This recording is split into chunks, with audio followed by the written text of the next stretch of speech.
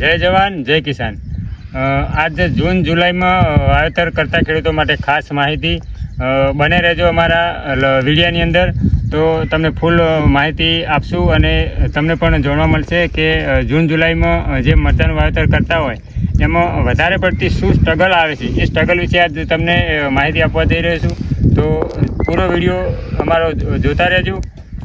જો જૂન અને જુલાઈમાં મરચાંનું વાવેતર કરતા હોય તો ઘણા સમયમાં મરચાં હાઈટ કરે એ વખતે વરસાદ અને વાવાઝોડાના હિસાબે ઘણા લોકોને મરચાંમાં નુકસાન જતું હોય છે, કારણ કે હાઈટ કરેલા મરચાં હોય અને વાવાઝોડું કે વધારે વરસાદના કારણે છોડ ડારા ભાગી જતા હોય છે। ઘણી વખત આખા પાણી ભરાયના કારણે છોડ નમી જતા હોય છે। તો એવા ખેડૂતોને હું કહેવા માગું કે તમારે જો એ પ્રશ્ન રહેતો હોય, ફૂટ કે 1.5 ફૂટની હાઈટ કદાચ મરચાંની થઈ હોય તો લાકડાના, જો તમે પાડા પર મરચાં રોપ્યા હોય કે મલ્ચિંગમાં રોપ્યા હોય તો પાડાની વચ્ચે લાકડા રોપવાના અને બંને સાઈડ જો બતાવો ભાઈ કેમેરામેન, આ રીતે એક વાટી દોરીની આ બાજુ લેવાની, એક વાટી બીજી સાઈડ લેવાની। આ રીતે જો તમે બંને સાઈડ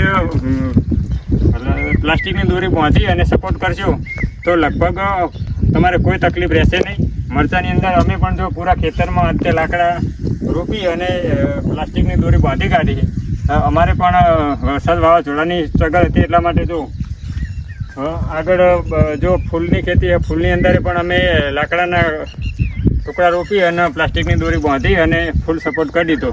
તમે પણ જો મરચાંની કે ફૂલની ખેતી કરતા હોય તો આ રીતે લાકડાના ટુકડા રોપી અને પ્લાસ્ટિકની દોરી બાંધજો, જેથી કરી મરચાંની ફૂલ સપોર્ટ થઈ જાય અને વાવાઝોડો કે વરસાદના કારણે છોડ નમતા હોય તો એ નમવાની કોઈ ઝંઝટ રહેશે નહીં। જય જવાન જય।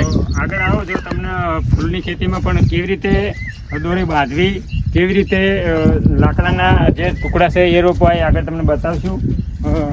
બને રહેજો અમારા વિડીયોની અંદર, પૂરી માહિતી આપવા તમને જઈ રહ્યા છીએ।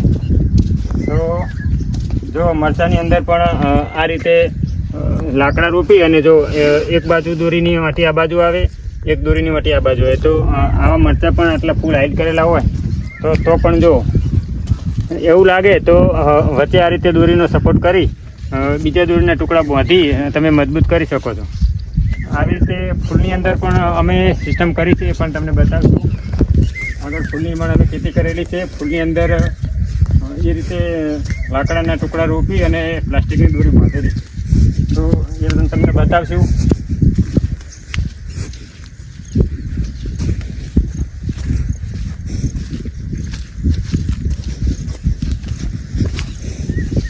તો આ છે અમારા ફૂલની ખેતી।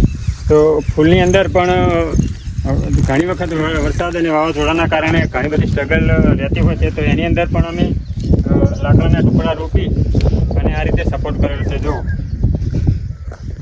ફૂલની હાઈટ પણ લગભગ 2 ફૂટથી 2.5 ફૂટની હાઈટ થઈ છે। એની અંદર આ રીતે મોટા લાકડાના ટુકડા રોપી અને બંને સાઈડ દોરી બાંધી અને આ રીતે સેફટી કરવામાં આવે છે, જેથી કરી વરસાદની અંદર ગમે તેવો વાવાઝોડું હોય કે વરસાદ હોય તો એ છોડ ભાગવાનો કોઈ પ્રશ્ન રહેતો નહીં। તમે પણ જો કોઈ આવી ફૂલની કે મરચાંની ખેતી કરતા હોય તો તમે પણ આ રીતે પ્લાસ્ટિકની દોરી બાંધી આ રીતે વાંસના ટુકડા રોપી અને સપોર્ટ કરજો, જેથી કરી તમારા પાકને નુકસાન થતાં બચાવી શકો। જય જવાન જય કિસાન।